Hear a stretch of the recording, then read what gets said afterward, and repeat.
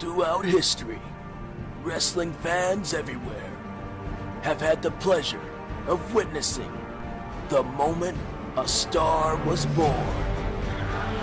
Talk about your subs, talk about John 316. Austin 316 says I just whipped your ass. Brett made a very, very selfish decision. Brett's going to have to live with that for the rest of his life. Brett screwed Brett. I have no sympathy whatsoever. I did it for The Rock. I did it for the people. I did it. Shut your mouth, you thong-wearing fatty. But now, it's your turn to become the star. It's your turn to let your voice be heard. I don't hate you, John. I don't even dislike you.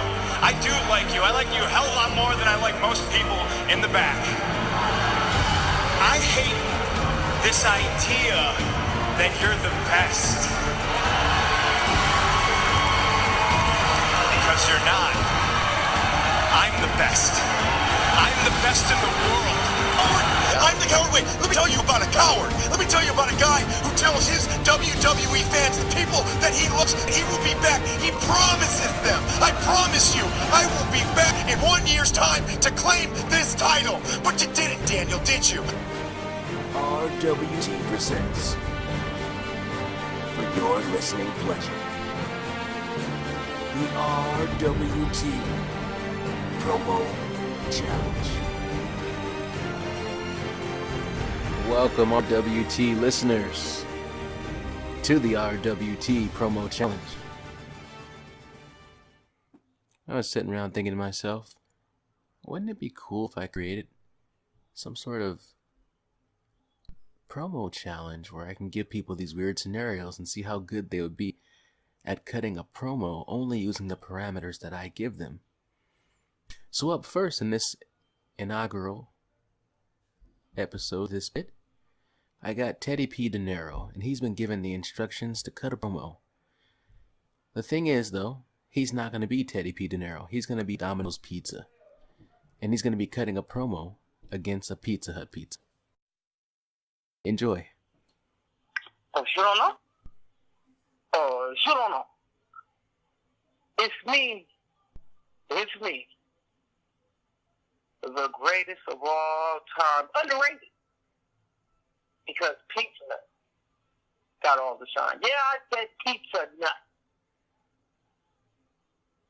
Because I have to give it to you. You got a lot of balls. But that's the only thing you got. And besides, I heard your pizza tastes like salt. Yuck. Ugh. Nasty. And I've seen the grease dripping off the damn neck and yuck. Ugh. You look like a big ball of gorilla. Ugh. Makes me sick just looking at you. But me, I have these fine obscure pepperoni. I have the most delicious mozzarella cheese there could possibly be. And my Lord, the never sauce. When you bite into it, you just say future. As soon as that, oh my gosh. Sorry, I was just thinking about myself. Because I, my friend, not you with your little, I got a deal online, $10 for pizza. No, it's $10.44. Nobody has 44 cents. Because you give your pizzas out in the gutter. Yeah, I said it, the gutter.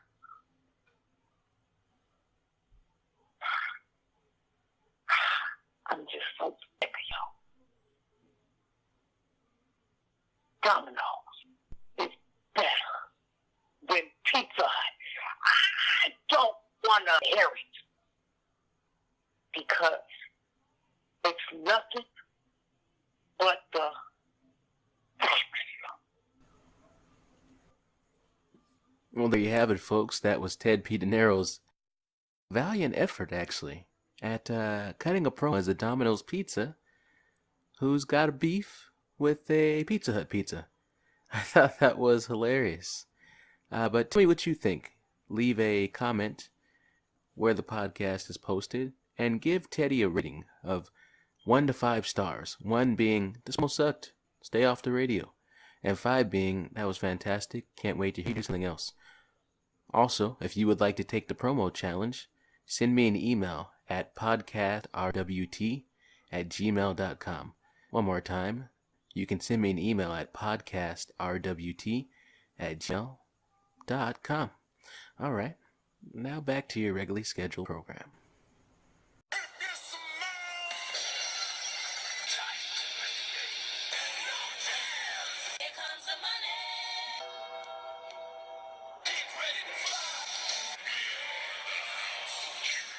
The following program contains scenes of violence. Viewer discretion is advised.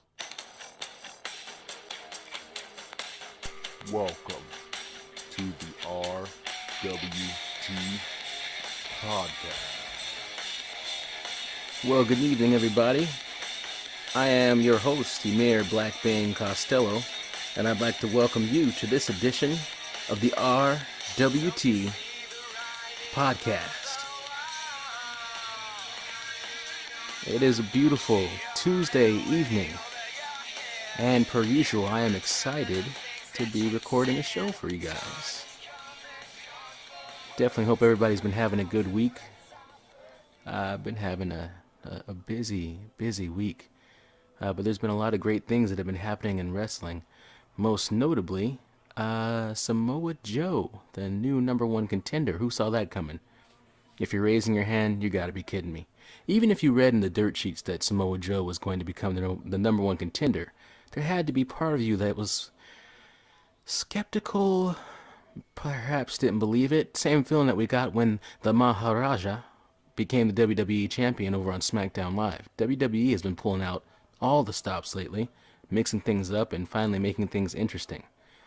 In fact, my guest that I have coming up later, Eric White, the Belt God, was quoted as saying, for the first time in forever, I'm actually excited to see what's going to happen on Raw next week. So there you go. Looks like WWE is finally getting the job done.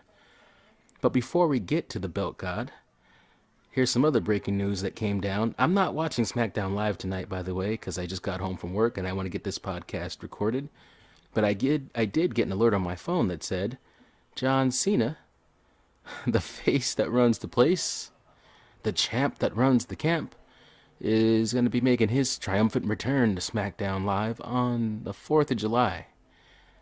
Is that a good thing? Is that a bad thing? I don't know. Seems like John Cena comes back and, I don't know, like 8 wrestlers lose their spot. Because that's the ratio, right? John Cena's worth 8 other wrestlers, or maybe more, who knows? Merchandise sales, who can count? But John Cena, whether you love him or you hate him, he is coming back. And the crowd will inevitably cheer specifically for him, whether that's booing, cheering, or otherwise.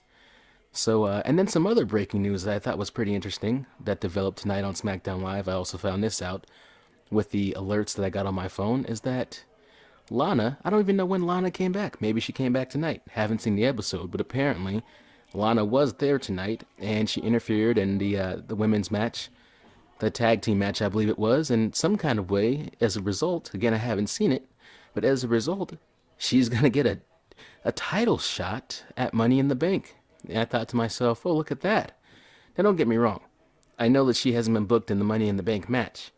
But it just doesn't seem to me like you should be able to come to SmackDown Live, debut really for the first time as a wrestler in the company overall, and you just automatically get a title shot? What did she do to earn that title shot? Meanwhile, the other women who've been busting their ass all year long, especially since the brand split, though they want a title shot, if they even want a chance to try to earn a title shot, they're going to have to go up and down that ladder, man, in the Money in the Bank match. So it does seem a little bit lopsided. Seems like creative is not being very creative at all in this instance. I don't know. Do you expect Naomi to lose? I don't expect her to lose at all. I think this is the kind of match that didn't have to be for the title and could have happened on SmackDown next week if they wanted to get Lana some exposure. But hey, I'm not a writer in WWE. It's not my show. But this right here is my show. And I think today we're going to talk to Eric, the Belt God. I'll explain why I call him that when we get him on the line. And I think it's a good time to play some more of that game that I love, which is called Who Wrote That Tweet? So we'll have 3 or 4 tweets for Eric to listen to me read and see if he can try to guess which WWE superstar wrote the tweet. If you're listening at home, you can play along as well. But I'm gonna, I guess, take a quick break here, and then coming up on the other side of the commercial break, I will have Eric, the Belt God, for you. This is RWT. We'll be right back. You climb a ladder. You grab the briefcase. Inside that briefcase, a contract. That contract guarantees you an opportunity to become WWE champion. Wait a minute! He's gonna cash it in! Yes! Reach up and go for it, Randy! This is it! We're about to have a new champion!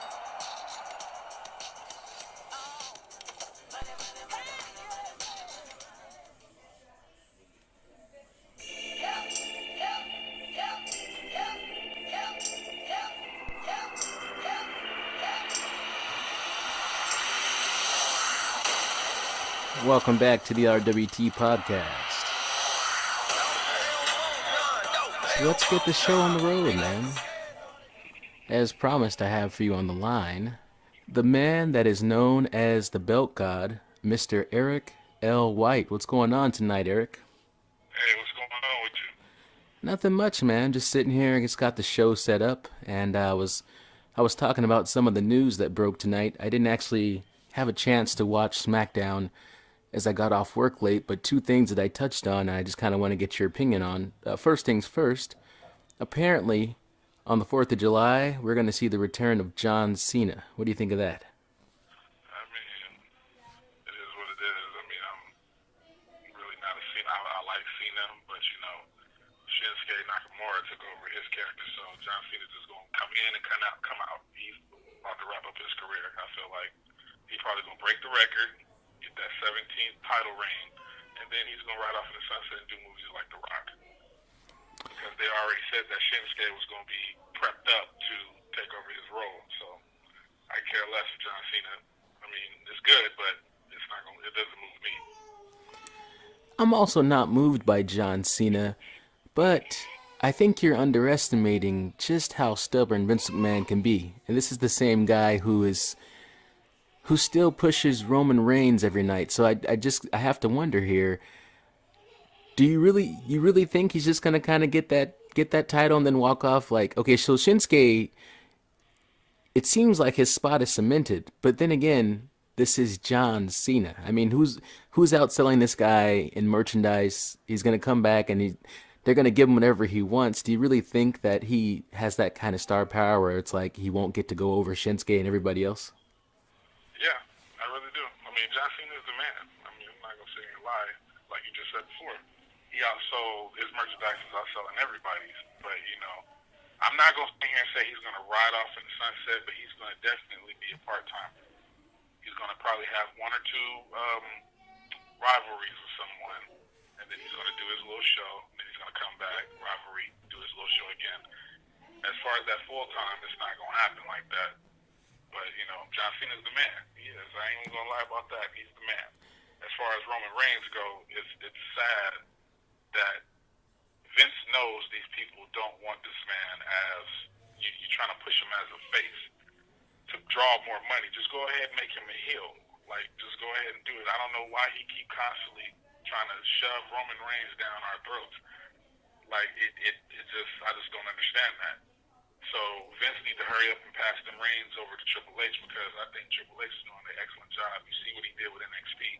I really feel like if he had 100% control, he will really pretty much turn WWE around. That's just my opinion on that. And I agree with you 100%. I think a lot of people would say that Vince McMahon is out of touch. Vince McMahon can be compared to a child who he's attention seeking. And the problem when you are an attention seeker is that you don't care if the attention is good or bad. You just care that somebody is looking. And similar, that's the Roman Reigns situation. Vince McMahon, it doesn't matter if you're cheering or you're booing. All he cares is, well, this guy gets a reaction out of people. So the people are saying the same thing you're saying. Like, we don't want to see this guy. We want to see somebody else. We're making our voice be heard. And Vince McMahon's going, yes, as long as you are saying anything that has to do with Roman, I'm going to push him, because regardless, it's a reaction, whether it's good or bad. And then John Cena, a little bit of irony there. He comes out and he does that rap about The Rock, and you tell the people you love them. I'm here every week to show it. And then he becomes a part-timer too. So there you go. So here's the other thing I wanted to talk to you about.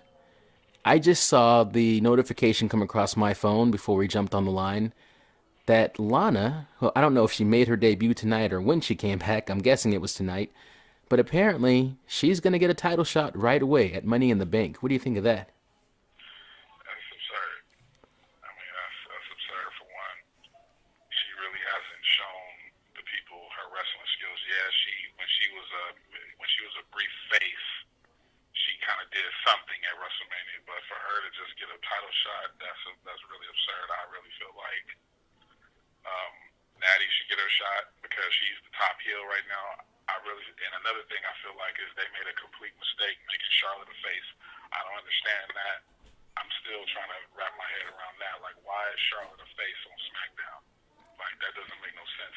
If they was going to put her as a face, they should have brought somebody of an equally caliber of her, like a Sasha Banks or somebody else from Raw, to at least compete with her. I would love to see Sasha Banks and Charlotte again, but switch roles and make Sasha the heel. That's another person that's well overdue on a change. She should have been a heel months ago. So I don't understand what's going on. Like, this is why I feel like the creators and the writers, they don't know what the hell they're doing. They really don't. Like, they really need to really sit and listen to the people on ideas to make this damn company good. Like, for instance, like this pay-per-view coming up in July, the Great Balls of Fire. Are you serious? I had to hold my I don't know if I can cuss on this, but I had to hold that. You know what I'm saying? Hey, wait, let me just clear this up right away. This is not a PG show. You can kind of say whatever the fuck you want. I don't mind. Okay. Well, then, okay, it's all good then. Well, like I really want to say, Great Balls of Fire, that's a fuck up. Who the hell came up with that? And whoever okayed that, they need to be fucking fired. Like, it's so many great pay-per-views of past time. They could have they own WCW, they own ECW, they own the old school territories. There's so many names they could have came up with, like the Great American Bash or some shit like that. Like, I would have been on, okay, that's cool. The Great Balls of Fire, are you fucking serious? What I thought was interesting is, Great Balls of Fire, I don't know if you saw the picture somebody shared to the page. If you look at the logo for Great Balls of Fire, it's actually a dick. I never really looked at it like that. It's a dick with a pair of balls, and it was just, I don't know if somebody's like, oh, this would be funny, but it actually kind of seems kind of juvenile, and honestly, it's ridiculous. But the thing is, it's a Monday Night Raw pay-per-view, and at this point, do you expect any less from Monday Night Raw? Right. I mean, like I said on Facebook, it's been a long time since I was like, damn, I can't wait for Raw, because I see what they're doing with Samoa Joe. There's no way in hell Samoa Joe should have choked out Seth Rollins just like that last night in the main event. So I see what they're doing. They're building up his character to go up against Brock. I understand that. They had him choke out Paul Heyman. That was genius. And then you have him go over Seth, but in a matter to where he choked Seth out to where Seth wasn't moving. I hear you, but that was kind of absurd to Seth's character. So now you're building up this big pay-per-view between him and Brock. And it makes me feel like, damn, I really can't wait to see this. Like, because for a while, Raw pay-per-views have been boring to me. It's same bullshit. No championship matches, no championship titles have been changing hands. Well, it has the women's title, but other than that, no titles have been changing hands. There's no really good writing on Raw. So for you to put Joe, that was genius to have him go over at Backlash. So it's kind of like, okay, who's the heel? Like, is Brock the face? on this matter, like, what is he going to do when he gets to Raw next week? Like, that's why I said I can't wait to see Raw. And it's been a while since I said that because I felt like SmackDown's been kicking their ass for a while. Yeah, I agree. I think everybody on the page agrees, and probably everybody who's anybody has given themselves over to the belief that Raw is not the A show anymore. I also thought they did a great job with the Samoa Joe, Paul Heyman angle as far as him getting choked out. But then I thought they immediately discredited the angle by having Paul Heyman, practically with tears in his eyes, get on the phone with Brock Lesnar. I just thought that part was kind of cheesy and unnecessary. It's a foregone conclusion. If you choke out Paul Heyman, we know Brock's coming next week. Of course he is. And so when you have that phone call and Paul Heyman's like, well, yeah, I'm glad you asked that question. Here's what you're going to do. No, that's not the way a beast works. Okay, just imagine your best friend. You just saw your best friend get choked out on TV. Your best friend, whoever it is in your life that is like ride or die for you. And then you call them up. And then they say to you, okay, you got choked out, so what do you want me to do? No, that's not how the conversation goes. You call them up and they're like, I'm going to fuck this guy, whatever it is. But just, I doubt. And Paul Heyman normally is like top tier. He doesn't miss. This guy, he's a straight shooter. He's fantastic. But I didn't really like that as much. But, so yeah, I am excited about the match, but I got to be honest with you. You know me, I'm posting stuff from the sheets, the dirt sheets all the time, and the dirt sheets are claiming already that Joe will look strong in the match, but there are no plans for Joe to go over Brock at this point. What do you think of that? Yeah, I hear you. Yeah, we all know that's not going to happen. You know, it's a good build-up, but it's not going to happen like that. Yeah, it's not going to happen like that. It's just a good build-up for right now, because we all know that he's supposed to be facing Braun Strowman, because they already said it, like, at SummerSlam. He's supposed to be facing him at SummerSlam. So we know he's not going to drop that belt. But I really feel like what's going to happen in that pay-per-view, he's probably going to beat the living dog shit out of Samoa Joe to the point where Joe probably just drop and pass out, and he'll probably respect the man or some shit like that. Something probably is going to happen in that match. You know, I don't know what, but something's going to happen. And I think it's going to be exciting. Oh, I feel he's going to suplex the shit out of Joe. There's no doubt about that. Samoa Joe is a big man. I've seen him live now twice, actually, since he came to WWE, and I'm telling you, he's a huge guy. I know he's agile, but can you imagine him just kind of getting flung around the ring by Brock Lesnar? It can happen. It can happen. That man he's thrown, what's the name over the ring? Braun Strowman, so I know he can do big Samoa Joe. So when is Braun Strowman supposed to come back? August. Around August. Like June, like July-ish, August. So you're to get ready for SummerSlam. So you're anticipating that Brock Lesnar versus Samoa Joe, it'll be a great battle, but it's going to end clean. There's not going to be any interference. No. That's one thing, you know what, that's one thing I can't say about Brock Lesnar and Paul Heyman. Yes, Paul Heyman is his manager, his advocate, or whatever, but you can't, out of all the times Brock has wrestled on them pay-per-views, you can't never say, well, he won because Paul Heyman interfered. Paul Heyman has never interfered in none of this man's matches. Even when he had his matches with Undertaker 2 years ago, them 3 great matches, and I was at one of them. I was at Hell in a Cell when they had that match. He didn't even jump in and interfere. Like, Paul Heyman is a good advocate manager where he doesn't stick his nose in the match. So we know the match is going to be clean, unless Samoa Joe wants to do some bitch shit and try to do some shit to cheat to get the belt. That's the only way I feel that something bad is going to happen, but it's not going to be on Brock. You know, that last statement, makes you the smartest man in the room, because I'm gonna tell you something. When I think of myself as a guy who knows a lot about wrestling, but I've just never put that together. And when you say it, as it's coming out of your mouth, I'm like, Jesus Christ, this guy's fucking right. I've never seen Paul Heyman. I mean, he stands on the side of the ring, and he's emotional and he reacts, but you're right. He understands his job. His job is to be a mouthpiece for Brock Lesnar, but then when it comes to wrestling, he doesn't need to get involved because that would take away from the Beast being the Beast.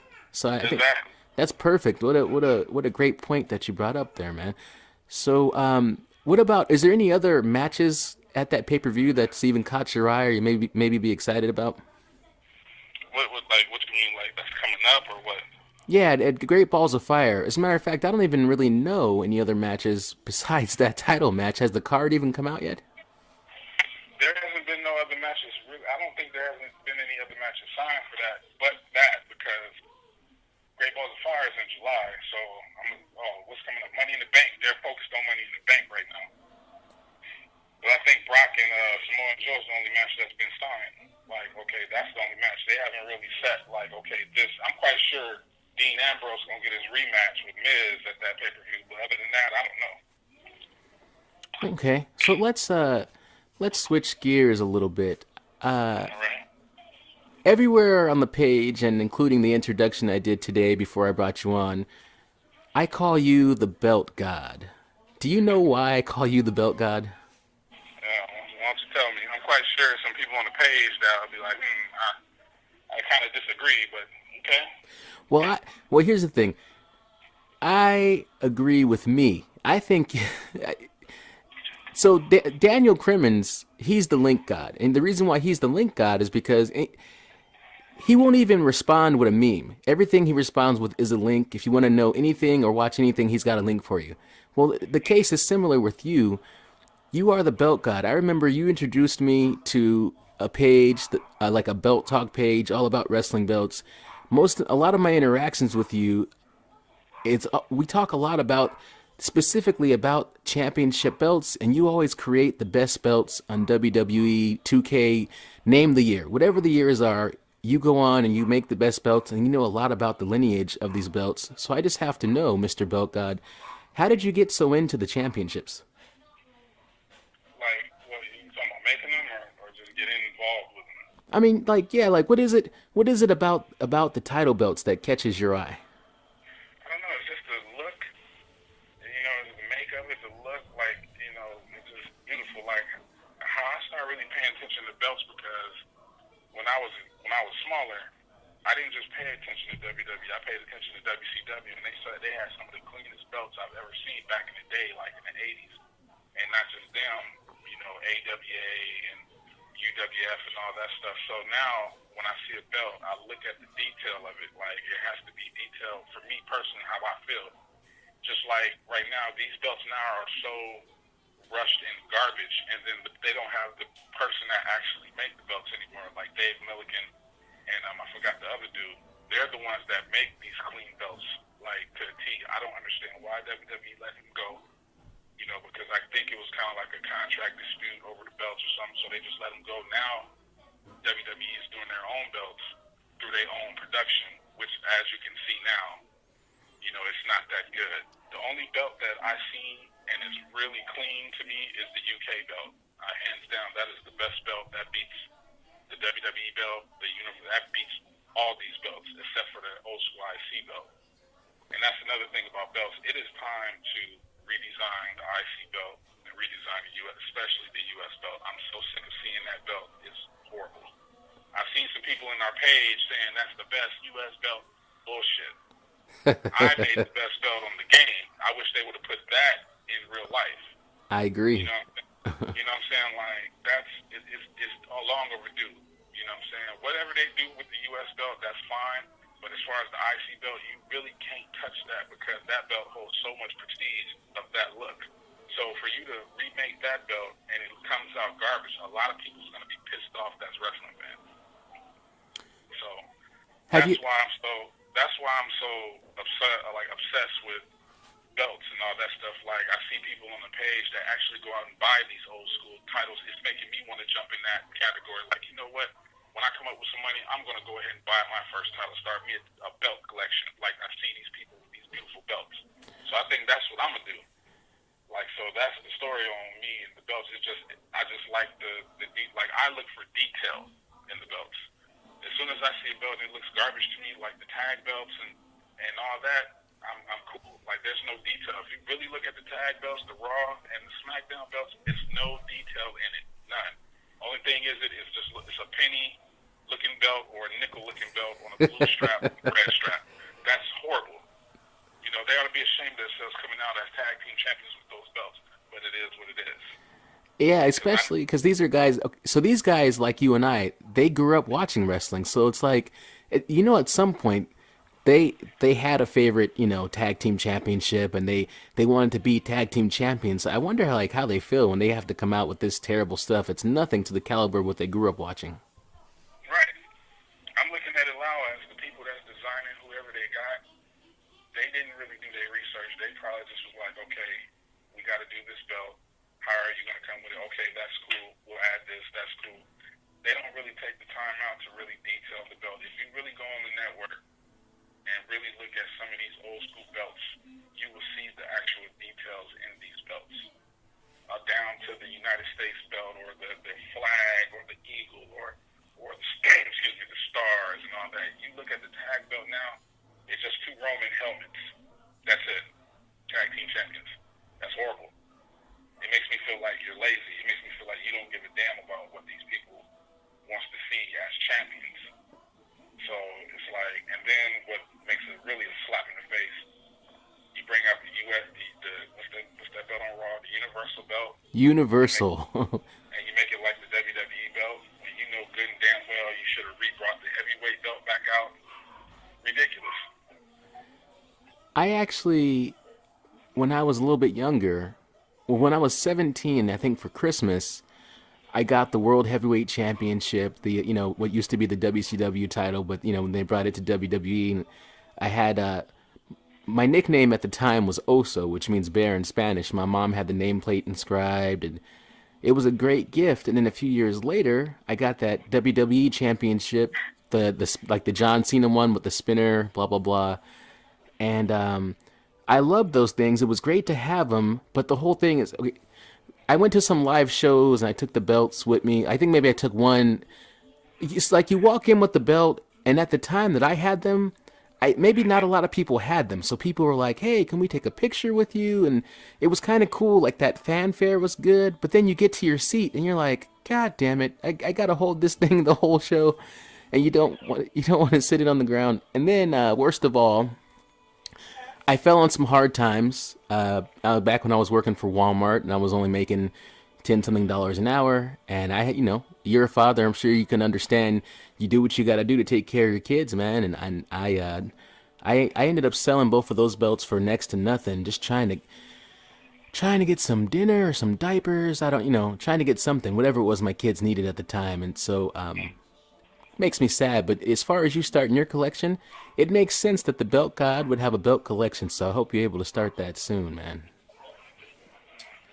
Yeah, I think I'm gonna do that because when I went to WrestleMania 2 or 3 years ago out there in Santa Clara, I'll never forget it. As I was leaving, this Arabian dude had a custom-made white and gold heavyweight belt. And if I had the money, I would have got it. That was the cleanest belt I've ever seen in my life.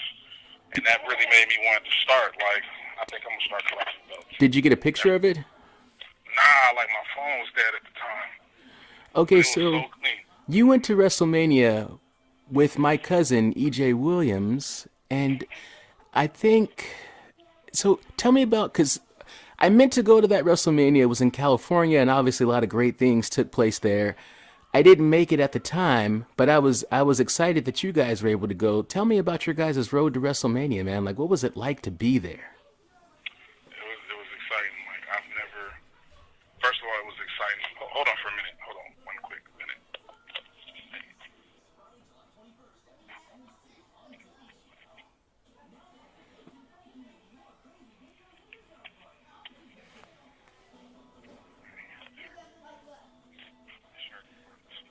All right, hello? Yes, sir. All right, yeah, so as we got there at the arena, first of all, it was good for me to even see the 49ers arena. What's they field called? Levi Stadium. Exactly. And when we get there, it's like super big. I'm like, man, I can't believe, like, I'm looking at Levi Stadium. This is crazy. So when we get up in there, we go around, look around and stuff like that. It's huge. They got all this memorabilia. stuff like that. So we go out to the front and see them set up the ring, and it was huge. Like it was like 70 to 80,000 people there. You know, and I got to meet Brian what's his name, Saxton? Yeah, Byron Saxton. Byron Saxton, because we're him, Booker T, and you know where they set up and talk. You know where they be sitting there and talking and before the show. Yeah, the pre-show. Sitting right there by them. So when the matches was going on and we go get us something to eat, they'll come talk. Hey, what's going on? Get interviews, get autographs and stuff like that. So that was cool. Like to see all that stuff live and to hear that music, hear some of them theme songs like live, it was amazing. Here's the reason. Okay, so you and my cousin EJ. Here's the reason why I will spend the rest of my life being jealous of you two guys specifically, because probably one of my favorite moments in all the time I've been watching wrestling was when you see Seth Rollins. He comes running down that ramp. He cashes in that Money in the Bank. So let me just ask, when you guys saw Seth Rollins, did you feel right then and there like this is his moment, he's definitely going to walk out champion? Yes. And it's funny because me and your cousin talked about that. Like, it was crazy. Like, I honestly didn't know he was going to cash in. You know, like when they do stuff now, we can know. Like, we'll know because we'll hop on the net like, oh, Sam's going to crash in, going to cash in. This person's coming tonight.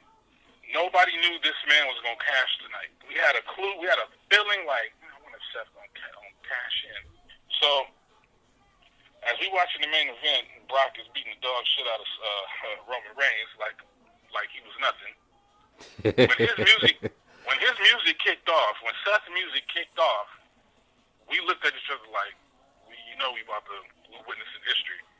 And your cousin was like, yeah. So we just sitting there watching, ran down there, jumped in the ring, and, they got to fighting and stuff. And then when he won, the whole stadium, exploded. Like, the fireworks just went off. Boom, boom, boom, boom.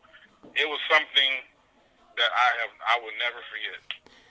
That WrestleMania of me and him going to that, it sparked me to say, you know what, from this point on, every house show, everything that comes to Staples, I'm there. Just like that pay-per-view you told me about that's coming up in September, I'm there. The house show in Long Beach, I was there. We seen each other. We did see each other, and here's the thing. It was great to see you. The interaction was great. And so I got to ask you this then. In maybe 2 weeks, Monday Night Raw is live from Staples in Los Angeles. Will you be there? I don't know. Right now, I can't really say. I mean, that could be something. I really can't say right now. You said in 2 weeks?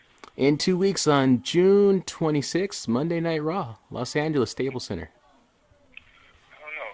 I don't know. I'm so focused on getting these tickets for the pay-per-view. I can miss a Raw because Raw is always coming to Staples. Pay-per-views don't come to Staples like that. What makes me mad is that you're right. Raw does always come to Staples, and then for some reason, every time SmackDown's down here, they take their asses to San Diego, and they're going to be in San Diego on June 27th, and I'm like, can we just get a SmackDown in Los Angeles for once? Because I don't want to have to drive. That's a pretty good drive, especially with all the traffic, and it would be better, I've seen Raw. So there was the house show in Long Beach that you mentioned, and then my wife and I drove out to San Jose and went to Payback. Yeah, I know y'all went there. Y'all I forgot y'all went to to Payback. Right, and so me and my kids, we got tickets for Raw, and I'm just like, well, every time I go, I'm seeing Raw. No offense to those guys, but first of all, Raw sucks. But as a wrestling fan, just like the years where Eminem was on drugs, I still bought his music because even though it was terrible, it's still Eminem. So Raw is still WWE. I'm still gonna go, but it's like I've never seen Shinsuke live. I've never seen AJ Styles live. I want to see. I want to see these guys. So I guess we will see. But hey, buddy, I got a game. I don't know if you've heard of it, but I introduced a new game when I had the It couple on with Joe Gonzalez and Jessica Gonzalez. That's called Who Wrote That Tweet. You want to play real quick? Wait, say that again. I didn't hear you. You was breaking up. What'd you say? I got a game that we do here on the show that's called Who Wrote That Tweet. You want to play the game real quick? How do I do that? I'm going to explain to you in a second, but hang on. I got to cue up this music. Hang on real quick. Yeah, I read some tweets that I have vetted, and you can guess which wrestler said it. Just talk to me. Just talk to me. Yeah, you'll hear the tweet and you'll guess who. I'll help you out, give you some clues. Just talk to me. Talk to me, talk to me, talk to me. Talk to me, just talk to me. Talk to me, just talk to me. Who wrote that tweet?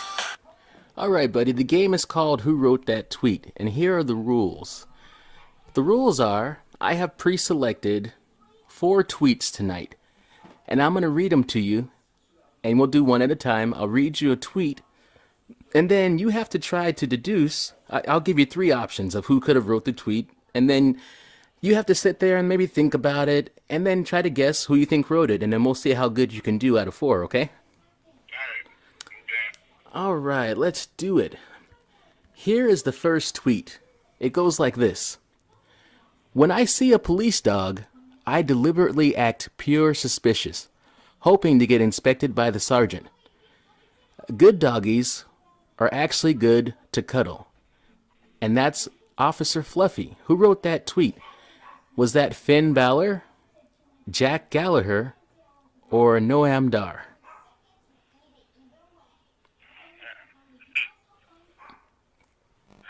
That's a good one. I don't think it was Finn. Was it Jack Gallagher? So here's the thing, and this is the reason why I gave you these options is because, first of all, I feel like this is a European thing. I don't think like American wrestlers are like, I purposely want to fuck with the police because they kill people out here. You know what I mean? Right. So it was definitely somebody who is European. It wasn't Finn, because Finn just doesn't seem like he has time to be trying to cuddle with a fluffy dog. Yeah, that's what I said. It couldn't be him. Jack Gallagher, he's sort of a quirky guy, so you think it could be him.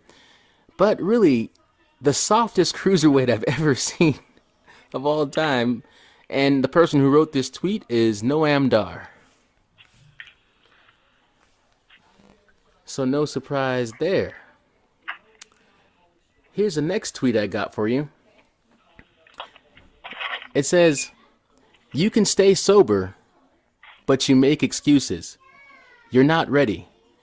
Don't let death come knocking before you figure that out. Hashtag clean is cool, and hashtag you can do it. So, who wrote this tweet? Now, whoever wrote this tweet is obviously somebody who's had a history of struggling with addiction. Here are your options. Was this tweet written by Scott Hall? Was it written by Goldust? Or was it written by Jake the Snake Roberts? I want to say Scott Hall. I'm thinking it's Jake. So, Jake the Snake Roberts. So, you think maybe he's given the advice of like, people want to try to get sober, but they're not really ready. They make excuses, but he's like, hey, get yourself together before you die, essentially. It was not Jake the Snake Roberts. So it was Scott Hall, wasn't it? So Scott Hall, his addiction is well documented, and he's one of those guys that he'll tell you himself he should have been dead a long time ago, right? Right. Amazingly, Scott Hall did not write this tweet. This tweet was written by Goldust. How about that? Wow. Did you even know that Goldust had some struggles with addiction? Yeah, I found that out when the DDP thing. I didn't even know that DDP helped him kind of like get his life back together. Yeah, I think it's good, man. DDP, it's amazing how many he's been able to jump in and help so many of these guys, get their bodies back in shape and find a life of sobriety, and so good for him. But yeah, Goldust, how about him? They say he's got that Benjamin Button disease where it's like he keeps getting older, but he's wrestling like he's still getting younger. Hold on real quick.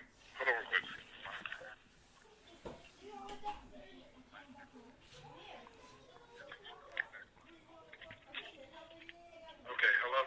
Yeah. I'm sorry, what'd you say? So Goldust, I mean, okay, you and I grew up watching Goldust. Remember like how super flamboyant he was back in the day? And like guys like Scott Hall didn't want to work with him because they didn't want to appear to be gay on screen and stuff like that. Mm-hmm. Goldust wrestles better now than he did back then. Like, what do you think? What's his secret to like somehow getting younger as he gets older? Yeah, I'm assuming it's the DDP yoga thing. I just found that out. I'm really assuming because he looks great now. Like, even for him to go back to how he was 20 years ago, you know, with the whole breaking from R-Truth thing, that was brilliant. But I feel like the DDP thing is the reason why he's fit like that. Yeah, I agree, man. It's definitely fantastic. And yeah, I also agree that it was a genius move to have him. I mean, so obviously some of these new kids, they don't have any idea the kind of promos that Goldust used to cut. But guys like you and I, who grew up watching it, know that, yeah, that was his style back in the day. And I almost thought, like, what if they paired him up with a female, like how he used to be with, like, Marlena? Do you think any of the women wrestlers would be a good manager for him? Yeah, I think so. Yeah, man. Maybe they could bring back Summer Rae or something, because I know she's supposed to be coming back from injury pretty soon. All right, here's the next tweet. It goes, "Go make history." And I did. I took the TV monitor. Therefore, I'm the new TV champion. Who wrote that tweet? Was it Rusev? Was it DDP? Or was it Big Papa Pump? Wait, repeat that last part. Repeat it again. Sure, it goes, "Go make history." And I did. I took the TV monitor. Therefore, I'm the new TV champion. Who wrote that tweet? Was it Rusev, DDP, or Big Papa Pump? Big Papa Pump. Did he ever hold the TV title in WCW? Yes, he did, multiple times. And what about DDP? Did he ever hold the TV title? Yes, he did. Did you like that belt, by the way, Mr. Belt God? Was that one of your a belt that got your approval? Because I don't really remember what it looked like. Okay. It's kind of like the old school belt was red. It was red and it had the NWA logo on it. Oh, okay. And then when they left, they changed it and it made it like a big square looking belt. Like, it changed, but I'm a fan of it. I'm a fan of those belts. Yeah, I miss some of those titles. It's a shame that they didn't use them more. They should have brought back the original Cruiserweight title from WCW. I like that better than that purple thing they use. Yeah, they do. They really do. But yeah, that tweet was written by Rusev. How about that? Wait, what'd you say? That tweet was actually written by Rusev. Oh, wow. I don't know if you remember it, but when he was a part of the League of Nations, there was this one random night where they broke down the table and he walked away with the monitor. So he decided he was the TV champion. So I got one more tweet for you. This is the last tweet, and it goes like this. Brock Lesnar is one of the best shooters in the business. And still, he should know that in my day, I could have beat the fuck out of him and made him humble. Ask Kurt Angle. Who wrote that tweet? Was it Stone Cold Steve Austin? Was it Ric Flair? Or was it Iron Sheik? Okay, you said Stone Cold Steve Austin? Yeah, so whoever wrote this tweet is saying, Brock Lesnar was one of the best shooters in the business. And still, he should know that in my day, I could have beat the fuck out of him. Ask Kurt Angle. Who wrote that tweet? Was that Stone Cold, Ric Flair, or Iron Sheik? That was not Steve Austin. Iron Sheik? That was the Iron Sheik. Have you ever noticed how much shit that guy talks? Yeah, but look at his physique. Look how he backed that up. He's pretty racist, too. He's one of those guys that just like, fuck it, I'm just going to say whatever I want, and I don't really care what anybody thinks, right? Yeah, that's how he's always been. Yeah, I think he's interesting, man. I saw that clip of him when he was on the Howard Stern show, and they were ribbing him, making him think somebody was talking shit to him on the line. It was complete bullshit, and he's going off, suck my dick and I'll fuck you in the ass. And I'm like, Jesus Christ, this guy is crazy. Wait, what show was that on? On the Howard Stern show. I actually put up I put up 2 video clips of it on the page, and so when we wrap up tonight, I'll I'll tag you in those so you could watch the clips. But basically, they played a recording. He didn't know it was a recording. He thought that somebody was calling in and talking shit to him. And so this recording plays, and somebody on the phone is like, "Hey, fuck you, you fucking suck, you're a cocksucker." And then Iron Sheik got really angry. He's like, "Fuck you, I'll fuck you in the ass. You suck my big dick." And it just like, it just starts. It was insane. He just starts screaming and just saying all kinds of obscenities, and they were just getting him riled up. But it's amazing to me that you give a guy like the Iron Sheik social media, and all he does is insult people 24/7. It's hilarious. Yeah, I'm shocked that ain't nobody tried to like kill that man off of some of the stuff I heard he used to do. Do you have any good Iron Sheik stories that you know about? I have none, like none. That's crazy because all the stuff I do know, I've never really heard any good Iron Sheik stories on that. So just one more question for you. I know earlier today or yesterday, maybe you and I were talking about the War Games, and we kind of came to the consensus that the WCW War Games pay-per-view was like if somebody took a Survivor Series match and added an additional ring and put it inside the Hell in the Cell. Why are you such a big fan of this match? Because, well, before I even start on that, I advise you, because I know you got the network, just go back to 1987, and if you look at all the rivalries, because I know the story on this because Dusty Rhodes told it and I heard the interview.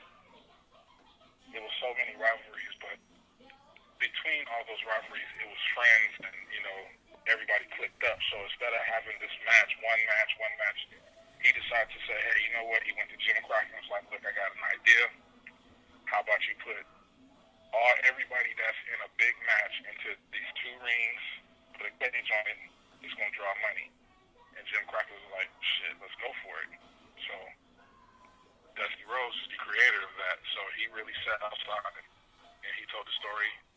He was in the rain and he actually drew what he wanted the shit to look like on concrete. This is how I want it. This is how you guys need to do it. Put a big ass cage, put two rings in, big ass cage, one person come in, like two people start. Every 2 or 3 minutes, somebody comes in. And then once everybody's in there, that's the War Games. It's 5 on 5. How you win, you make these motherfuckers submit or quit. That's how you win. And I've seen some of the bloodiest War Game matches I've ever seen. But the one I was telling you about yesterday that I posted in the thing, that's 92 War Games, which I feel that was the best one because I actually ordered the pay-per-view when I was a kid and saw that one live. So they need to put that idea back in WWE to spice things up like they really do.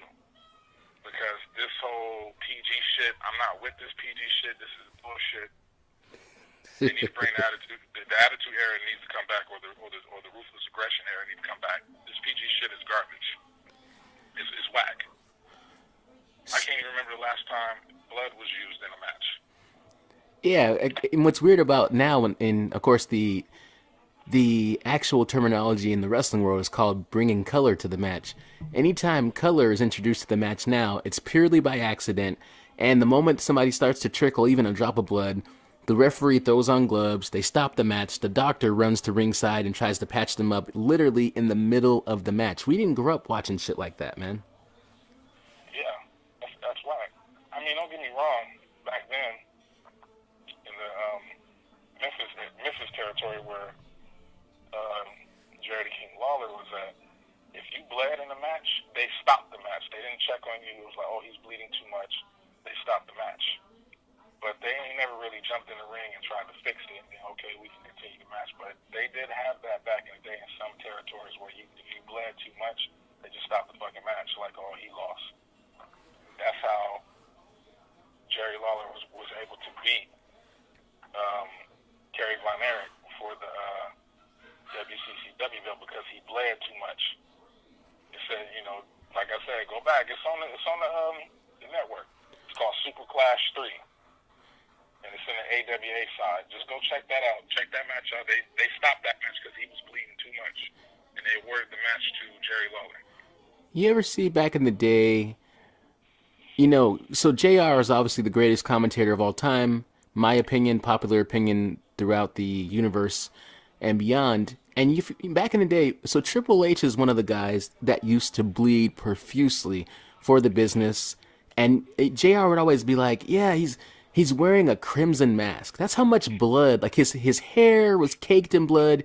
It was literally everywhere to the point to where he was wearing a crimson mask. And I miss the days where guys bled for the business, man. I miss blading and the cleverness of holding a razor blade under your tongue or having it taped to your wrist with the wrestling tape, and then getting knocked down with a weapon, landing on your back. You roll over to your stomach, you pull the blade out, you blade your forehead a little bit, and then your opponent jumps on top of you and punches you in the head repeatedly to open up the cut more. I miss that stuff. Yeah, I miss that too. Like, you know what I'm saying? Like, I don't know. This is the problem I have. I don't know who decided, oh, we're going to go another route. We're going to make it kid friendly. You know, we're going to call it the PG era. You know what I'm saying? If you hear some of these old timers interviews that I've been watching lately on YouTube, and I'm gonna start posting them in the group, they fucking hate this PG shit. like I watched an interview with who was it? I think it was Jake the Snake, and he talks about how much he hates how people that's writing, that the writers, they're garbage. Like they don't know what the fuck they're doing. Jim Cornette said the same thing. He said, man, it's not like how it used to be. Like, these writers don't know what they're doing, and this PG is bullshit. This is not wrestling. This is entertainment. And that's where people got things fucked up. This ain't wrestling we're seeing. Yes, they're wrestling, but it's entertainment. It's WWE. Entertainment is not wrestling. And that's why I got a problem with me being from the old school era, and I've seen the things, and I've done my research on wrestling to where I feel like I'm one of the top-notch motherfuckers in wrestling history that knows shit. This is bullshit. Yeah, you're catering to these new generation kids, and yeah, that's cool. But take one of these new generation kids and show them some old shit from the early 90s. I guarantee you they'll hate the shit that they're watching now.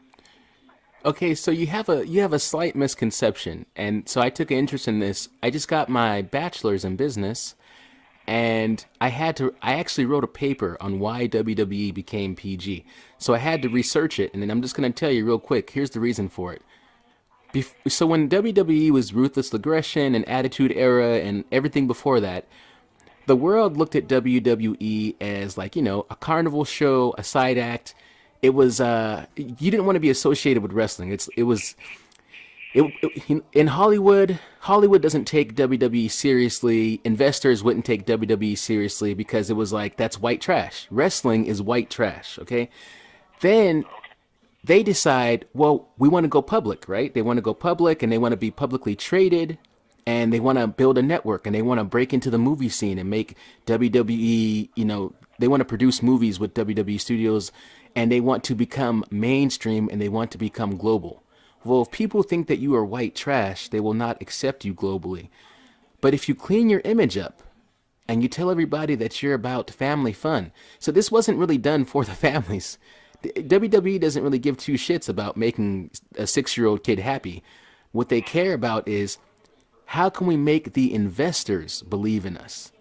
The reason why WWE is valued at over $1 billion is because they clean the product up enough that all these investors who have all this money and they don't know what to do with it, they went, oh, this isn't the trash that I remember. This is actually a family-friendly show, and this makes sense. So all of a sudden, the people who were never wanting to do business with them before decided, well, yeah, we'll let you use our money to get that movie studio off the ground and to build your network up and whatever their other ventures are that they're going into.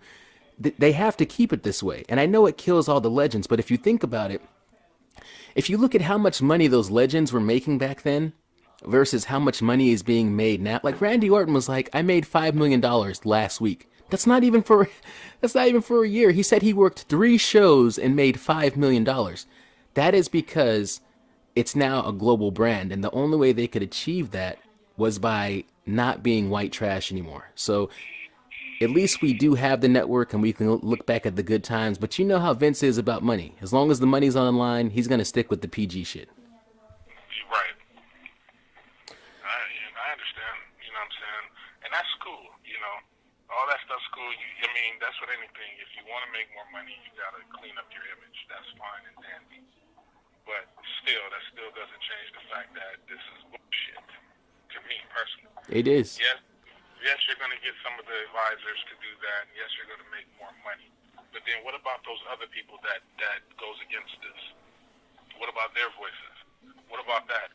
They always say, "Oh, this is the WWE universe," but you don't do shit what the universe wants. How does that work? Like, I don't understand that. I'll explain it to you. It's real simple. They don't do anything we want them to do. And you know how we respond? We turn on the TV again next week.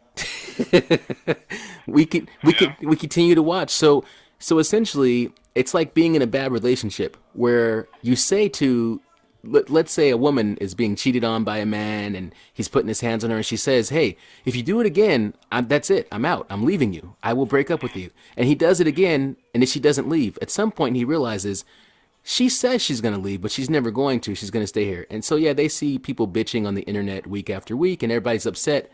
Yet, we're all guilty of it. We all continue to tune in.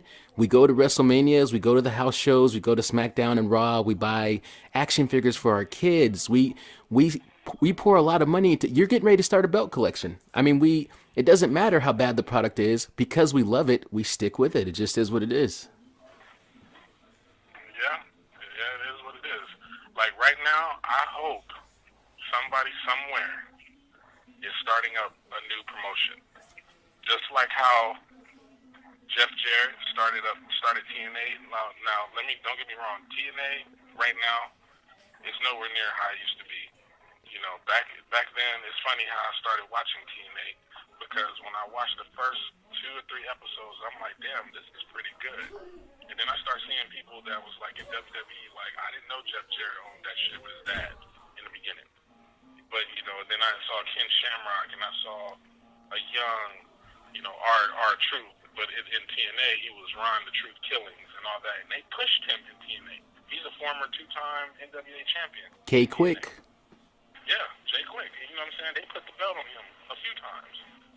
So it was a good product, but my thing I'm saying is, just like how he started that promotion, and it kind of build, I'm waiting for the next one to start. I just really feel like it's not fair that we just have to be stuck with WWE. That's just bullshit. I want to see something else that's worth giving them a competition. Like, okay, just like how WCW did. Like, okay, well, I like WWE, but WCW got some good shit. And don't have that. They were really at their best. You're right, man. When they had legit competition and they started losing and they thought the company might close, that's when they were willing to push the envelope, and that's when they produced some of their best stuff. So I don't know, man. They got the market cornered. There's never going to be a store, it seems, that can compete with Walmart.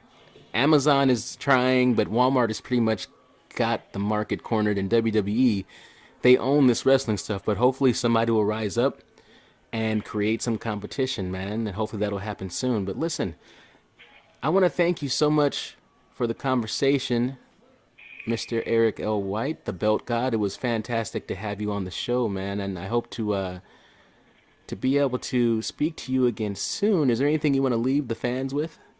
Well, you know, I had a good time talking about this, you know what I'm saying? I do want to call in again and talk about some more stuff, you know, maybe something old school we need to chit-chat about, you know, and, you know, but this was a good conversation, yeah, and I enjoyed myself. Excellent, man. Yeah, thank you so much for being on the show. Yeah, and I will definitely, you have my word, I'll have you on again, and what we'll do is we'll have a whole old school theme, and maybe we can get you and myself and Paul Morales, who I think went to the first, but if you listen to that Paul Morales show, I think he said he went to the first 3 or 4 WrestleManias. I mean, went, and that's amazing. So we could all sit around and shoot the shit and talk about, you know, the Attitude Era and beyond. And I'm sure there's a lot of knowledge you seem to have about, you know, all the old territories and everything. So I would definitely love to do it again, man. Thank you again so much. Yeah, no problem, man. But another, like, I just want to say this to you. Go on the network, bro, and watch those old school war games. And we'll have another discussion about that. I want you to see this. I really want you to sit down and watch it. And we'll have another discussion about that. All right, you have my word, man, and I'll let you know after I see it, because I definitely want to discuss it with you and tell you all what I thought and get some more opinions from you. And thanks again, man. I hope you have a great night. All right. Yeah, you too, man. All right. Take care. All right. Well, there you have it, guys. That was the show for today. I want to thank the belt god, Eric L. White, for coming on the show. He has a lot of knowledge. It was really good to talk to him. I've known him for a lot of years. I met him through my cousin, E.J. Williams, and he's a stand-up guy. He's always been good to me, and I appreciate that about him. Check out, if you have WWE 2K17, maybe hit Eric up on the page and find out his gamer tag. He makes a lot of great belts, and he uploads them to the community there. And if you so like them, you can download them to your game and start using some of his belts. So that's it, man. I'm gonna wrap it up here, but we'll have him on again, and we'll do some more old school talk, and hopefully some of you youngsters on the page can learn a thing or two about how wrestling was when we were growing up, man. But my name is Emir Blackbane Costello, and signing off for the belt god Eric L. White. This has been the RWT Podcast. Catch you down the road.